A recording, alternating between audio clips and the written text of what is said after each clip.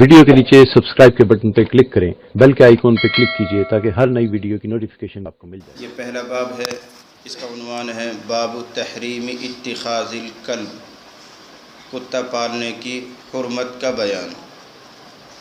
सारे मुसलमान जानते हैं इस चीज़ को कि कुत्ता पालना, घर में रखना जायज़ नहीं है। कुछ अहकाम और मसाइल ऐसे हैं जिनकी अहमियत इलाक़ाई होती है। एक इलाक़े में उस मसले की अहमियत बहुत है, दूसरे इलाक़े में उस मसले की कोई ख़ास अहमियत नहीं है। ऐसा ही कुछ इसी तरह का मसला ये है, हमारे और आपके लिए कोई अहमियत का हामिल नहीं है, इसलिए कोई कुत्ता पालता नहीं, जानते ही नहीं कुत्ता पालना कैसे होता है। और जिस सरज़मीन में हज़रत सल्लल्लाहु अलैहि वसल्लम हैं, मदीना मुनव्वरा में आप तशरीफ़ ला रहे हैं, वहाँ का माहौल देखा जाए तो अरब वालों के मिजाज में जहाँ बहुत सी बातें थी, एक चीज़ ये थी, हर घर में कुत्ता पालने का रिवाज। जैसे आज यूरोप में है, अमेरिका में है, हर बड़ा आदमी के साथ एक कुत्ता होता है, वो गाड़ी में भी रहेगा, घर में भी रहेगा, हर जगह साथ रखता है उसको। ऐसा ही कुछ मिजाज अरबों का था, खुसूसन मदीना वालों में। नबी अलैहिस्सलातु वस्सलाम ने बात महसूस फरमाई कि यहाँ सारे लोग कुत्तों से इतनी मोहब्बत करते हैं, हर आदमी कुत्ते के साथ इतना लगाव रखता है। हमारे जो लतीफ़ाबाज लोग होते हैं, उन्होंने तो लतीफ़ा बनाया कि उन्होंने डॉग को गॉड बना लिया था, DOG, डॉग कुत्ता, उसको बदल दो तो गॉड यानी खुदा। तो इतना लगाव कुत्ते से था जैसे अल्लाह से लगाव होना चाहिए। उन मौक़े पर हज़रत सल्लल्लाहु अलैहि वसल्लम ने ये बयानात दिए हैं, बहुत से बयानात दिए कुत्ते के बारे में। मसलन एक जगह आपने इरशाद फरमाया, लौलल किलाबु उम्मतुम मिनल उममी लअमरतु बिक़त्लिहा कुल्लिहा। अगर कुत्ते अल्लाह की मखलूक में से एक मखलूक ना होते तो मैं सबको मारने का हुक्म दे देता। लेकिन बहरहाल वो भी अल्लाह की एक मखलूक है, उसको भी जीने का हक़ है, तो सबको मारने का हुक्म तो मैं नहीं देता। लेकिन बहरहाल अहमियत बता दी कि अगर ये ख़याल ना होता कि अल्लाह की मखलूक है तो मैं यूँ कहता कि इनका सफ़ाया कर दूँ, एक भी मत छोड़ो। क्यों फरमा रहे इतना सख्त? इसलिए कि लोगों के मिजाज में ऐसा ही सख्त ताल्लुक़ है। हमारे यहाँ इसकी कोई अहमियत नहीं, हम कुत्ता पालते ही नहीं, या तो इस वजह से कि ख़ानदानी मुसलमान हैं, या इलाक़ाई रिवाज ही नहीं है। मेरे ख़्याल से इलाक़ाई रिवाज नहीं, मुस्लिम और गैर मुस्लिम कोई भी नहीं पालता, इल्ला माशाअल्लाह कोई है, अब कुछ चला है हिंदुस्तान में भी। तो वहाँ चूँकि इससे गहरा रब्त था और हर घर में कुत्ते रहते थे, इसलिए हज़रत सल्लल्लाहु अलैहि वसल्लम ने फरमाया, अगर मैं ये ख़याल न करता कि ये भी एक मखलूक है तो सबको मिटा देने का, ख़त्म कर देने का हुक्म देता। लेकिन बहरहाल उसको भी जीने का हक़ है, अल्लाह की एक मखलूक है, अहमियत बता दी। बल्कि बाद लोगों की राय है कि एक दौर ऐसा गुजरा है कि आपने एकदम सबको मारने का हुक्म दिया, मारो जो कुत्ता नज़र आए उसी को मारो, जो कुत्ता नज़र आए उसी को मारो। यहाँ तक कि मदीने में एक भी कुत्ता नहीं रहा, बाहर से कोई आता था आदमी या औरत तो उसके साथ कुत्ता आते थे, तो साहबा उसके पीछे भी दौड़ते थे, लट लेके नज़र आया तो हुज़ूर ने फरमाया क्या हो गया लोगों को, ये भी महसूस नहीं कर रहा भाई कोई बाहर का मुसाफिर आया उसके साथ कोई कुत्ता तो रियायत कर दें, उसको भी मार रहे हैं। तब ये जुमला फरमाया आपने। इन मिजाज और माहौल के एतबार से आप नरमी और सख्ती इख्तियार फरमाते थे। उसी ज़माने की ये बातें हैं जो तशदीदी अहकाम है, तशदीद माने सख्त अहकाम है, बहुत सख्त। हुज़ूर अलैहिस्सलातु वस्सलाम ने इरशाद फरमाया, इदा वलगल कल्बु फ़ी इनाई अहदिकुम फ़ग़सिलूहु सबअ मर्रातिन बित्तुराब वस्सामिना फ़ग़सिलूहु सबअ मर्रातिन वस्सामिनतु बित्तुराब। इरशाद फरमाना है, जब तुम में से किसी के बर्तन में कुत्ता मुँह डाल दे तो उसको 7 मरतबा पानी से धो और 1 मरतबा मिट्टी से मांजो। यही हुक्म हमारे दरमियान मशहूर है, 7 मरतबा धोया जाता है। कुत्ते के नापाक तो 3 मरतबा धोने से पाक नहीं होता। लेकिन ये उस ज़माने की बात है जब कुत्तों को साथ लगाव बहुत, ताल्लुक़ बहुत था, तो आपने लोगों के दिलों में नफ़रत बिठाने के लिए ऐसा सख्त हुक्म दिया कि तुम कुत्तों को पालते हो, ये तो ऐसा जानवर है कि यह किसी बर्तन में मुंह डाल दे तो 2, 3, 4 मरतबा से नहीं 7 मरतबा से पाक होगा। तो लोगों के जहनों में नफ़रत बिठाने के लिए और तनफीर जिसको कहते हैं पैदा करने के लिए आपने हुक्म फरमाया। जब आपने देखा कि अब लोगों में वो मिजाज नहीं रहा है, कुत्तों से इनको नफ़रत हो गई, तो इस हुक्म में रियायत कर दी। और अब हमारा मसला ये है तमाम उलमा का तकरीबन ही कि अगर कुत्ता बर्तन में मुंह डाल दे तो वो भी आम बर्तनों की तरह 3 मरतबा धोने से पाक हो जाता है, आम बर्तनों की तरह या आम नजासतों की तरह 3 मरतबा धोने से पाक हो जाता है। ये 7 मरतबा का हुक्म जब था जब लोगों को बहुत ज़्यादा ताल्लुक़ था कुत्ते से, تو دلوں میں نفرت بٹھانے کے لیے آپ نے 7-8 مرتبہ کا حکم دیا، 7 مرتبہ دھو، 1 مرتبہ مٹی سے مانجو، یہ حکم دیا تھا۔ لیکن ویسے عام طور سے پاک ہو جاتا ہے وہ 3 مرتبہ دھونے سے ہی۔ اس کی کیا دلیل ہے کہ 3 مرتبہ دھونے سے پاک ہو جاتا ہے؟ حدیث تو ہے۔ دیکھو میں بار بار تمہیں ایک بات سمجھاتا ہوں کہ صرف حدیث ہونا کافی نہیں ہے، صرف حدیث ہونا کافی نہیں ہے، اس کے ساتھ ساتھ سنت تلاش کرنی پڑتی ہے۔ سنت کیا چیز ہے؟ حدیث تو یہ بھی ہے 7 مرتبہ دھویا کرو، تو دھو سب برتنوں کو۔ حالانکہ مسئلہ یہ نہیں ہے، مسئلہ یہ ہے کہ 3 مرتبہ دھونے سے پاک ہو جاتا ہے۔ اس لیے فرق کرنا پڑے گا، حدیث کیا چیز ہوتی ہے، سنت کیا ہوتی ہے۔ سنت پر چلنے کے لیے ہمیں کہا گیا ہے۔ دلیل اس کی کہ 3 مرتبہ دھونے سے پاک ہو جاتا ہے یہ ہے کہ 8 یا 7 مرتبہ دھونے کا حکم جس روایت میں ہے اس کو بیان کر رہے ہیں حضرت ابو ہریرہ، وہ خود راوی ہیں، اور ابو ہریرہ فتویٰ دیا کرتے تھے 3 مرتبہ دھونے کا۔ حدیث بیان کر رہے ہیں ابو ہریرہ 7 مرتبہ والی، اور فتویٰ دے رہے ہیں 3 مرتبہ دھونے کا۔ اور علماء کا قاعدہ اور قانون یہ ہے، ضابطہ یہ ہے کہ اگر کوئی صحابی حدیث بیان کرے اور اس کا قول خود اس کے خلاف ہو تو اس بات کی دلیل ہوتی ہے کہ وہ حدیث منسوخ ہو گئی، وہ کچھ دنوں تک کے لیے عمل کے قابل رہی ہوگی، بعد میں اس کو بدل دیا گیا۔ ورنہ ایسا کیسے ہو سکتا ہے کہ صحابی حدیث کے خلاف رائے پیش کرے، صحابی حدیث کے خلاف فتویٰ دے؟ تو صحابی جو 8 یا 7 مرتبہ دھونے کا حکم روایت والی ہے اس کو بیان کرتا ہے تو اس کے خلاف فتویٰ بھی دیتا ہے۔ اس سے معلوم ہوا کہ روایت کا خاص زمانے کے لیے تھی، بدل گئی ہے۔ بہرحال میں تو یہ سمجھانے کی کوشش کر رہا ہوں کہ کتا عرب کے مزاج میں اتنا دخیل تھا، بہت زیادہ تعلق اس سے رکھتے تھے، تو نبی علیہ والسلام نے بہت سے تشدیدی احکام دیے ہیں، سخت احکامات دیے ہیں۔ ان میں سے یہ چند میں نے مثال کے طور پر پیش کیے ہیں۔ ایک چیز یہ بھی آ رہی ہے، نبی علیہ والسلام نے فرمایا جو آدمی کتا پالے بلا ضرورت، یہاں ایک لفظ بڑھا رہے ہیں بلا ضرورت، تو اس کے ثواب میں سے روزانہ 2 قیرات کم ہوتا ہے، اس کے ثواب میں سے روزانہ 2 قیرات کم ہوتا ہے۔ اب ہمیں 2 بات سمجھنی ہے، قیرات کیا ہوتا ہے، پھر اس کے ثواب میں سے روزانہ 2 قیرات کیوں کم ہو رہا ہے، کون سا گناہ کر دیا اس نے؟ جس آدمی نے کتا پالا اس کے ثواب میں سے روزانہ 2 قیرات کم ہوتا ہے، یہ حدیث ہے۔ اب سمجھنا یہ قیرات کیا ہوتا ہے، دوسرا یہ ثواب کم کیوں ہو رہا ہے۔ تو قیرات تو لغوی اعتبار سے یا عربی زبان کے اعتبار سے درہم کے چھٹے حصے کو کہتے ہیں۔ اس زمانے میں درہم چلتا تھا، چاندی کا سکہ چلتا تھا، اس چاندی کے سکے کے 6 حصے کریں تو 1 حصے کا نام پڑتا تھا عربی زبان میں قیرات۔ اس کو نہیں سمجھ پائیں گے آپ، اس کو اس طرح سمجھو کہ اس زمانے میں جو دینار چلتا تھا یا درہم چلتا تھا اس کا 24واں حصہ درہم کے قیرات کہلاتا تھا۔ لیکن حدیث میں یہ مراد نہیں ہوتا، یہاں مراد ہے آخرت کا قیرات۔ ایک دنیا کا قیرات ہے، ایک آخرت کا قیرات ہے۔ دنیا کا قیرات تو یہ درہم کا 6واں حصہ یا درہم کا 24واں حصہ، جس طرح بھی کہنا چاہیں، ایک ہی بات نکلتی ہو۔ اور ایک ہوتا ہے آخرت کا قیرات، اور آخرت کا قیرات ہوتا ہے احد پہاڑ کے برابر، احد پہاڑ کے برابر۔ اب مطلب یہ نکلا کہ جو آدمی بلا عذر کتا پالتا ہے اس کے اجر اور ثواب میں سے روزانہ 2 احد پہاڑ کے برابر ثواب کم ہوتا ہے۔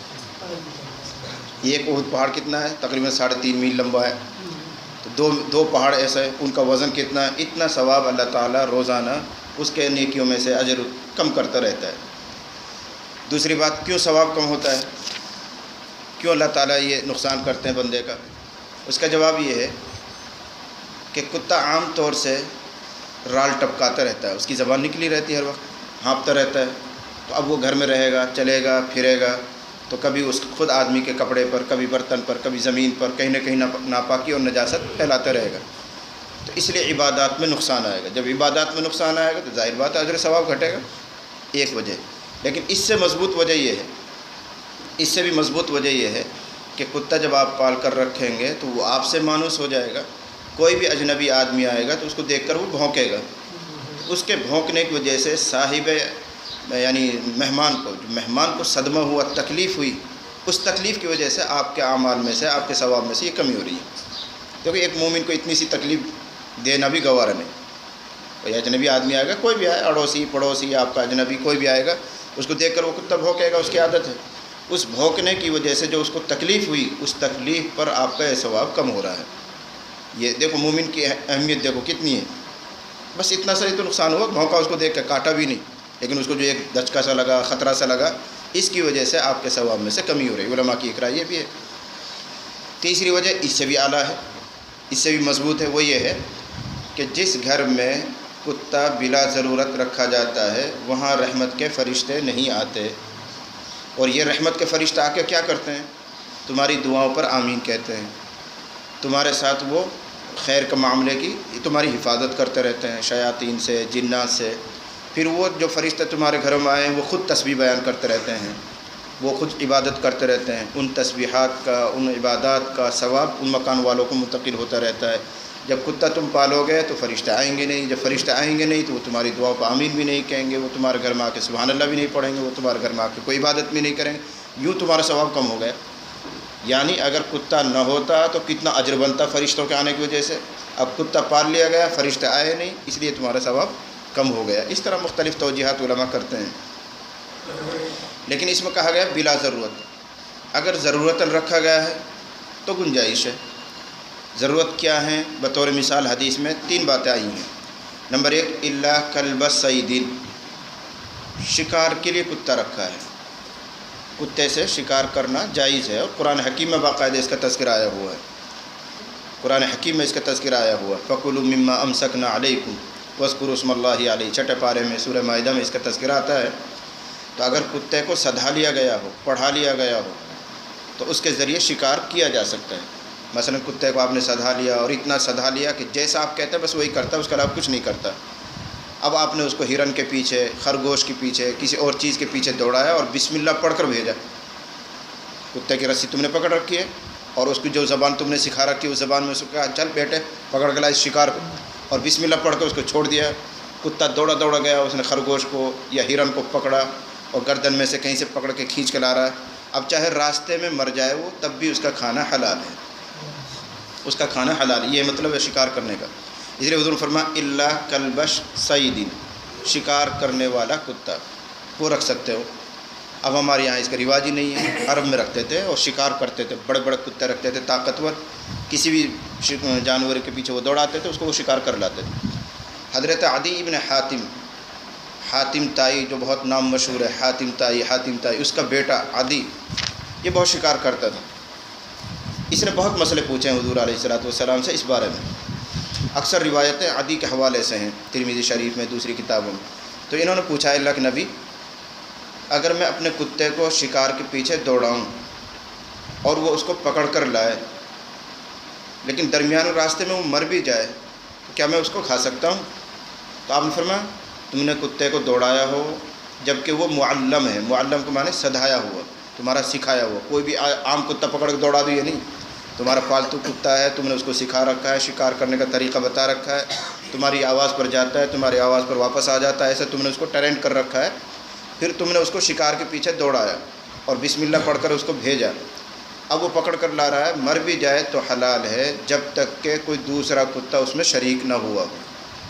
ایک شرط لگا دی، مثلا ایک مثال یہ سمجھنے کے لیے، تم نے اپنا کتا ٹرینڈ کر رکھا، اس کو بھیجا اور وہ ایک روز سے گت پڑا، اب روز واس کھینچے کہ تو 2-3 کتا اور آگے مدد میں، وہ سب پکڑ کے واقع وہ لا رہے ہیں، حضور فرما رہے اب تمہارے لیے کھانا حلال نہیں ہے، اس لیے کہ تم نے بسم اللہ اپنے کتے پہ پڑھی تھی، باقی 3 اور جو جڑ گئے اس کے ساتھ اس پہ بسم اللہ تھوڑی پڑھی ہے، اس لیے وہ جائز نہیں۔ ہاں اگر وہ زندہ پکڑ کر لیا ہے سب مل کے اور تم نے اس کو چھری سے ذبح کر لیا، اب حلال ہو جائے گا، اب حلال ہو جائے گا۔ تو گویا شکار کی غرض سے نبی علیہ والسلام نے کتا رکھنے کی اجازت دی ہے، یہ مطلب ہوتا ہے الا کلب صیدین، لیکن ہمارے علاقے میں اس کا رواج نہیں، اس کو اس لیے بھول جاؤ۔ ہاں حدیث میں ایک بات ہے۔ نمبر 2، او ماشیتن، یا ریوڑ کی حفاظت کے لیے، بکری ہے، بھیڑ ہے، گائے ہیں، کچھ اور جانور پال رکھے ہیں، چرانے کے لیے لے جاتے ہو، شام کو واپس لاتے ہو، اور وہ ایک باڑے میں تم ان کو بند کر دیتے ہو، تو بہرحال ان کی حفاظت کے لیے چاہیے آپ کو۔ حفاظت کس سے؟ 2 چیزوں سے، چور چکا سے، کوئی چوری کر کے لے جائے گا، یا پھر وہ بھیڑیا کا ڈر رہتا ہے، اگر جنگل میں آپ کا اکیلا گھر ہے، کوئی بھیڑیا حملہ کرے گا، لے جائے گا بکری کھینچ کے، یہ ہے ماشیہ۔ تو اگر ریوڑ یعنی بھیڑ بکریاں پال رکھی ہیں، ان کی حفاظت کی غرض سے کوئی آدمی کتا پالے تو جائز ہے، شریعت نے اس کی اجازت دی ہے۔ جب شریعت نے منع کیا ہم مان گئے، جب شریعت اجازت دے رہی تو اجازت مان رہے، ہم خود کچھ نہیں ہوتے۔ بھائی شریعت نے کہا کتا حرام ہے تو حرام ہے، شریعت کہ نہیں یہاں رکھ لو تو رکھ لیں گے، صاحب بندہ تو اسی کے نام ہے جو مانتا رہے۔ تو یہاں شریعت نے کہا کہ ریوڑ کی حفاظت کے لیے کتا رکھ سکتے ہو تو رکھ لیں گے اگر اجازت ہوگی، موقع ہوگا تو۔ تیسری چیز آپ نے ارشاد فرمائی او زرع، وہ نچلی حدیث مارا ہے، کھیتی کی حفاظت کے لیے کسی نے باغ لگا رکھا ہے، آم کا ہے، کھجور کا ہے، فلاں چیز کا باغ ہے، لیکن لوگ آتے ہیں توڑ توڑ کے لے جاتے ہیں، نقصان کرتے ہیں، تو ایک مضبوط سا کتا آپ نے باغ کے گیٹ پر رکھ لیا اور حفاظت کی غرض سے اس کو پال رکھا ہے، کوئی حرج کی بات نہیں۔ عام کھیتی کی حفاظت کے لیے وہ بھی جائز ہے، لمبا چوڑی کھیتی ہے، آپ کی فصل ہے، اکیلا آدمی کہاں تک نگرانی کرے، تو ایک مضبوط سے کتا پال کر رکھتا ہے کھیتی کی حفاظت کے لیے، تو شریعت نے اس کی اجازت دی۔ تو یہ 3 مواقع ذکر کیے ہیں، شکار کے لیے یا ریوڑ کی حفاظت کے لیے یا باغ کی حفاظت کے لیے۔ اس میں چوتھی چیز علماء نے بڑھائی ہے، وہ بھی جائز ہے کہ جنگل میں اکیلا ایک آدمی کا گھر ہے، اکیلا، کوئی آس پاس میں بستی نہیں، آبادی نہیں، اس کو اپنی جان کا خطرہ رہتا ہے، چور چکوں کا ڈر رہتا ہے، تو وہ بھی پال سکتا ہے اپنی جان کی حفاظت کے لیے۔ مضبوط سے کتا رکھے اور پال کر رکھے، دور اس کو گھر سے باندھے بس تاکہ وہ نگرانی کرے، کسی کو آنے نہ دے، یا کوئی حملہ کرے تو وہ دفاع کر سکے، اس غرض سے اگر کوئی کتا پالتا ہے تو جائز ہے، بلا وجہ پالنے کی، شوقیانہ پالنے کی اجازت نہیں ہے۔ یورپ میں جو کتے رکھ رہے ہیں، ہندو لوگ جو رکھتے ہیں وہ شوقیانہ رکھتے ہیں، گاڑی میں بٹھائیں گے، شیر کسی شکل کا ہوگا، فلاں کیسا ہوگا، بس وہ ایک شوق ہے، یہ غرض نہیں ہے۔ اگر یہ غرض ہوں کسی آدمی کے لیے تو کتے پالنے کی اجازت اسلام میں بھی ہے، لیکن شرطوں کا لحاظ کرے، ناپاکی سے بچے، اپنے کپڑے کو پاک رکھے، گھر کے ماحول کو پاک رکھے، یہ ضروری ہے۔ ابن عمر رضی اللہ عنہما کہتے ہیں میں نے رسول اللہ صلی اللہ علیہ وسلم کو فرماتے ہوئے سنا ہے، من اقتنى کلبا، جس نے کتا پالا، الا کلب صید، مگر شکار کا کتا، او ماشیہ، یا ریوڑ کا کتا، یہ تو الگ ہیں، مگر جس نے بلا وجہ پالا فإنه ينقص من اجرہ، تو اس کے ثواب میں سے ہر روز کم ہو جاتے ہیں 2 قیرات، اس کے اجر اور ثواب میں سے روزانہ 2 قیرات اجر کم ہو جاتا ہے۔ قیرات میں نے بتا دیا، آخرت کا قیرات احد پہاڑ کے برابر۔ وعن ابی ہریرہ رضی اللہ عنہ قال قال رسول اللہ صلی اللہ علیہ وسلم من امسک کلبا فإنه ينقص كل يوم من عمله قیرات الا کلب حرث او ماشیۃ، تقریباً ایسی ہی حدیث ہے کہ جس نے کتا پال کر رکھا تو ہر روز اس کے عمل میں سے 1 قیرات کم ہوتا ہے، وہاں ہے ثواب اور اجر میں سے 2 قیرات، یہاں عمل میں سے کوئی خاص تعداد نہیں ہے۔ الا کلب حرث، مگر کھیتی کا کتا، الا کلب حرث، اوپر 2 چیزوں کا تذکرہ ہے، یہاں تیسری چیز ہے الا کلب حرث، مگر کھیت کی غرض سے، فصل کی غرض سے کوئی کتا پال رہا ہے اس کی اجازت ہے۔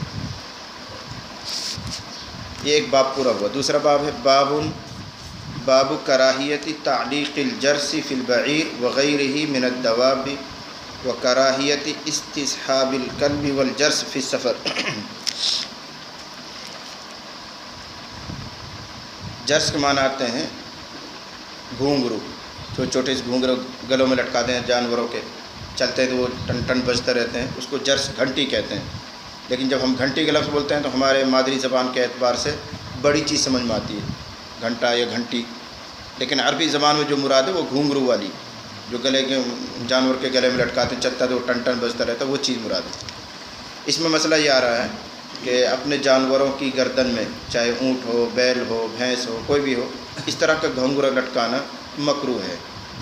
یہ اس لیے کہ جتنے بھی باجے کی چیزیں ہیں وہ سب شیطان کی بانسریاں ہیں، شیطان ان سے خوش ہوتا ہے، اس سے دلچسپیاں لوگوں کی بڑھتی ہیں، اس لیے حضور علیہ الصلوۃ والسلام نے اس کو منع فرمایا۔ لیکن یہاں بھی نیت کا فرق، اگر کسی جانور کو عادت پڑ گئی ہے کہ وہ گھونگرو کے بغیر چلتا ہی نہیں، تو اس کے لیے مجبوری ہوگی، وہ لٹکا سکتا ہے، لیکن عام حالات میں نہیں۔ ایسے اگر کوئی آدمی جانوروں کے ذریعے سفر کرتے ہیں، گھوڑا پال رکھا ہے، اونٹ پال رکھا ہے، اور 10-20 آدمی مل کر چل رہے ہیں، اور انہوں نے گھونگرو اس لیے لٹکایا جانور کی گردن میں تاکہ ہمارا کوئی آدمی آگے پیچھے رہ جائے تو گھونگرو کی آواز سے اندھیرے میں ہمیں پکڑ لے گا، بھائی فلاں جگہ جا رہا ہے، وہ جا رہا ہے، آواز وہ ہاری، یہ غرض صحیح ہے، اس غرض سے اگر لٹکائے تو اجازت ہے، لیکن عام حالات میں گھونگرو لٹکانے کی اجازت اسلام میں نہیں ہے، اس لیے کہ وہ شیطانی عمل ہے، شیطان کو خوش نہیں کرنا، اس کو تو تکلیف پہنچانی ہے، اور شیطان ان چیزوں سے خوش ہوتا ہے۔